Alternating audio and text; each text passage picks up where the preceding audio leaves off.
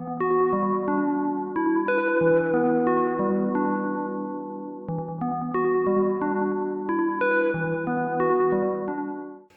pilots and welcome back to Flight Academy. It's time for Season 2. This series is brought to you by Out of Arc Gaming, and as always my name is Phil. 11 players go head to head in a round robin single ship tournament to find out who is the ace pilot. The format rules are in the description below, but joining me for the final game of the final round of Season 2 we have... Andy. I'm honoured. Thank you so much. I mean, we had such a great time doing the previous round that I had to have you back. Oh, that's so sweet of you. It was so good, but... I'm so excited. We have the final game. I'm looking forward to this. The final game, and, you know, I don't want to speak ill of anyone else, but my favourite pilot, who I love watching, I've got Quinn. He's flying a First Order TIE Bomber. Grudge. It's... Boy, has he got a lot. Yeah. Boy, has he got a lot of ordnance on board. Yeah. We've got primed thrusters, 2 lots of plasma torpedoes, proton rockets, proximity mines, 2 lots of those, cluster mines, 1 of those, plus skilled bombardier, shield upgrade as always, because everyone seems to take shield upgrade, don't they? So it's a solid choice. I mean... It's a bit different over the road, though. Yeah. It's very stacked. I mean, the base ship is pretty cheap, which is surprising because it's also pretty good. But yeah, and coming up against Quinn, we have Conor flying the ever-dangerous Guri in the Star Viper. She doesn't have as many upgrades as she normally would because she is expensive, but she does have prime thrusters and outmaneuver. It's interesting they've both got prime thrusters, and they both are really going to try and make that work for them. Yeah. Because it just... With what they can do, it's just quite a nice... Well, it's like such different ships. Yeah. As well, both having prime thrusters. I wonder if we're going to see... I feel that they're a very natural fit for Guri. I feel they're a very natural fit for the Star Viper because it is such a elusive ship anyway. And with that barrel roll that it has, it's just really nice. But I still think that prime thrusters on the TIE Bomber, the FO Bomber, was just... amazing. That was just such the right call. Because it really helps negate its one weakness, which is that little bit of manoeuvrability. But also its dial isn't bad, is it? Doubles down on the pursuit thrusters, though. True.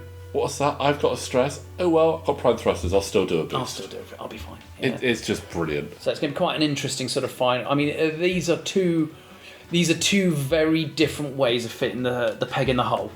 Yes. I feel like. Very much so. I mean, they're both pretty much opposite ends of the initiative scale there. Let's see, just one. Oh, that's no problem. It's quite nice for Conor for his green nose to actually work. He's had a bit of a rough road, unfortunately. Yeah, considering that actually going into this as well, he would have been thinking about, well, I'm going to take a really manoeuvrable ship. I'm going to be elusive, and then he's just been shot a lot. He has been shot a lot, and it's not necessarily been entirely his fault always. No. That's an interesting position from Quinn there. I actually think that Quinn is just going to try and saturate this board with ordnance. I'm just concerned as if he could actually avoid that obstacle in front of him. I'm going to need to look at this. I'm going to need to look at the... No. He's clipping it, which is an auto damage. He's passing through, so it does mean he gets an action, which isn't too bad. Oh no, sorry, it's debris, it's stress. It's stress. Those new tokens are actually a little bit... Sometimes it can be quite tricky to work out exactly what they are, because it's a very dense debris field. It can't be that hard. They're the sort of thing I wouldn't mind making. They can't be that hard to make. Just like for some rocks on one, some debris on another, and a bit of like plasma, some like fluff on another one. I mean, you've got some 3D... There are a lot of people that make 3D obstacles. I'm not a big fan of them, purely because... These are easy to move and fly over if you want to.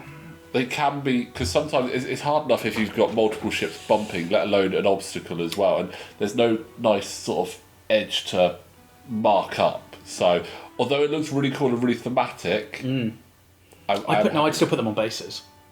I'd have them on bases, so the edges were defined. Fair enough. But actually, I take completely what you say, and actually, I agree with you. Yeah. I think it's... There's a part of me, I'm a bit of a... You know me, I like it to all look nice. Yes. For me, the painting and modelling has always been the really fun part of the games for me. Yeah. and I like the building side, which is funny that I play X-Wing and you don't build anything. Yes. You build lists. There we go. You build something. One of the things I like about X-Wing so much, actually, is that it is just buy and play, though. Yeah. As, you know, as I'm getting older, my eyesight is not what it once was, and I really struggle to paint these days. So actually, a game that comes painted is quite nice. And it is also quite nice of new release day. New ships come out, and you don't have to go home and build it and paint it. You just go. Yeah, I'm at the shop. I'm gonna fly the new stuff straight away. And there's nothing to stop you taking it home, spraying it, and painting it. Yep. There's nothing to stop you. There are so many good paint jobs in the store. I love it when people paint their own ships. I really do. I think it's. I like that kind of uniqueness, but it's the part of the hobby I really am like. Oh, I like what you've done. I like your markings. Yeah. Oh, I like all these things. You must be some kind of special nerd that I don't really understand. Ooh, interesting there. Conor just playing it slower. Gosh. Quinn's double stress, which is gonna be. He's gonna. We took our eye off the ball for a second here, Phil. Can you tell? We did take our eye off the ball for a second here. Talking about painting and nerds. Love nerds. Right. Okay. So it looks like Quinn's sort of, he's just... I wondered if actually he's just going to start putting ordnance all over the place a little bit to try and lure Guri in. Yeah. I mean, at this point, he's trying to clear that stress. He's got a bit of distance, which is good. Yeah. But, yeah, I think if he can drop some ordnance in a really inconvenient spot... He's closing off those alleys for Conor, which is where... The Star Viper shines, is that ability to change direction, that ability to find holes. If you start filling them up with ordnance, he's not going to be wanting to fly through them. Yeah. She is, it is for Guri. Yeah. She will find that quite difficult. I think he's out. Just out. Ideal there for Quinn. Again, I think it does make it tough for Conor. Does he try and fly in quickly to catch, or should he be a bit more careful and not drop his model? No, I can. We all do it. Or be a bit more careful and just try and get the more ideal opportunity. It's difficult when it's particularly when it's one ship. Sometimes there is so much luck involved because you're either going to roll. If you roll good and they roll bad, is if the fight's over. Yeah. And that's because there's one ship involved. So I wonder if actually it might be quite nice to do like an Aces tournament where you basically say 100 points you can have up to 2 ships. Or 110 points up to 2 ships and actually see what you start to get. It's such a... because the universe handles stuff like that. You can really get away with things like that, like patrol stuff, Yeah. I really enjoyed the... I really enjoyed all the... Star Wars Day stuff with the I really enjoyed all the Death Star runs. I really that was good fun. I found that really, really cool. I really enjoyed your board as well. Thank you. We had an absolute blast. It looked really good fun. It was so much fun. I mean, you couldn't see it around, but we actually started to get quite a crowd around us for that cluster. Look what he's doing. You can see what he's doing here. He's closing down those pathways. He's making that an incredibly treacherous gap to go for. He's not even saying I expect you to fly into these. He's saying I'm making you fly around them. Yeah.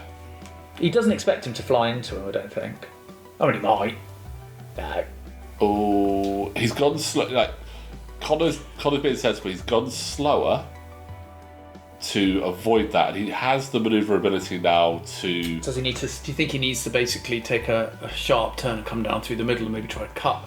Yeah. Quinn off as he turns around along the bottom. I think that's what I would be trying to do in this situation. He's going to have to take a couple of turns to do that because at the moment a hard one would, I think, be he's going to go onto that rock. So yeah, he's just taking. Looks like he's going to take a couple of turns just to loop around, reorientate. Yeah. But it'd be very dangerous. He could possibly get to the left of that cluster line, but I don't think I'd risk it. I think I'd try and get back through the middle. Yeah. It's going to be interesting to see. I mean, it's when you're there, it's much easier to see the space and and you can look at your when you can look at your yourself around as well, like look at it from different angles. I mean, looking back at it, we're looking at it from one solid angle. The perspective shift is slightly out, but Remember in the really old days of like Warhammer, where you used to have to guess your ranges for like all your artillery and stuff? Yeah. I was always quite good at that. I wasn't. No. I was always surprised that I was quite good at it. I was always like, oh, that was pretty close. I'm quite pleased with that. Yeah. I wasn't very good at that. I'm not gonna lie. Orc rock lobbers. Yeah. Loved an orc rock lobber. Right, well, just waiting to see what happens next, guys. Don't forget, if you do like what we're doing here at Art of Art Gaming, you can support us on Patreon with the link in the description below. Playing it gently. This is a very cagey game. Yeah. There's not actually a lot of action, but there's a lot happening, but it's not. Yeah. It's not deadly action. It's very kind of everybody's trying to find the right. I suppose this is like their final chance to get some points on the board as well. So. I mean, Conor has done that really well. It's taken him a couple of turns, but he's got through that gap quite nicely and quite successfully. And with the strength of that ship, he really now threatens the entire lower third. Yeah. Really, the third corner. I mean, I'm not sure there is a way that Quinn can get out of arc at this point. True. Because the great thing as well for Conor and Guri is he has the initiative, so he can then reposition exactly where he wants to be. Do you feel, though, that this is a moment where, with the lack of upgrades, sometimes there's also going to then end up also being a lack of firepower when when he's really got them in his sights? When Conor's got him in his sights, has he got enough there to really put somebody down? Yeah, because I know what you mean, because the upgrades that Conor has are good upgrades. Yeah. But they're not modification upgrades. There's no get an additional focus or have the target locked. Yeah. Look at that reposition. He's got right in the side of Quinn there. It's such a nimble ship. Yeah, and that is just amazing. What is that? It's 3 hits coming through. That's a lot of damage. That's a lot of damage. I mean, thankfully, Quinn can probably tank some of that. Yeah. And he's in a good position now for, again, just flying by, doing a drive-by, dropping something as he goes. Yeah. Deadpool style. Absolutely.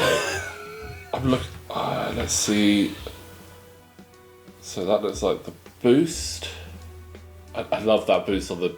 It makes it such a good ship. It's funny that the TIE bomber has the ability Nimble Bomber. This is far more nimble. Yeah. Yeah. Yeah, it really is. God, it is. He is creating a maze.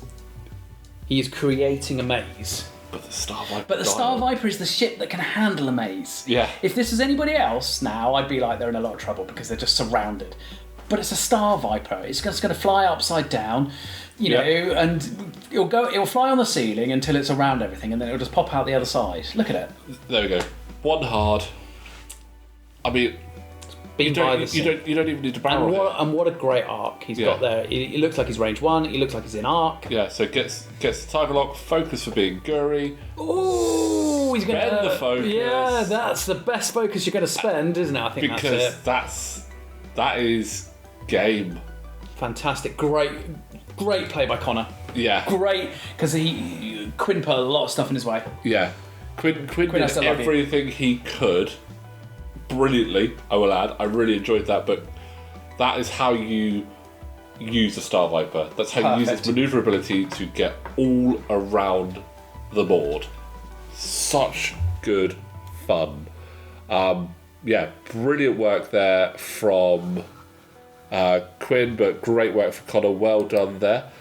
Let's have a quick look for the final time at the tables. I'm thrilled to be here for it. See how we're looking. So, at the very end, Jamie gets it 9 wins out of 10, 25 points. Ben with 8 wins, 23 points. A solid result for Wes there in third. So well played. Duncan getting 4th, slipped away a little bit at the end there for him, but again, well done to Jamie. Congratulations, really well deserved on that win. And thank you to all the players for taking 3 evenings of their time to go through this and putting up with my mentalness of getting organised, but I enjoyed it. It's really important. I mean, on the last one, such a massive thank you to all the players, all the pilots who make the content possible for this channel. Absolutely. And I mean, a big thank you to all the commentators as well, and yourself included there. Thank you very much. And thank you to everyone that's actually taken the time to watch the videos, who've liked the videos, commented, subscribed because of this. I hope you take some inspiration from it. We've thoroughly enjoyed it. We will be back for Season 3 in a few months' time, but in the meantime, we will have some normal games coming up. So normal games, some big old games. Big old games. So keep an eye out for those, but we will see you next time.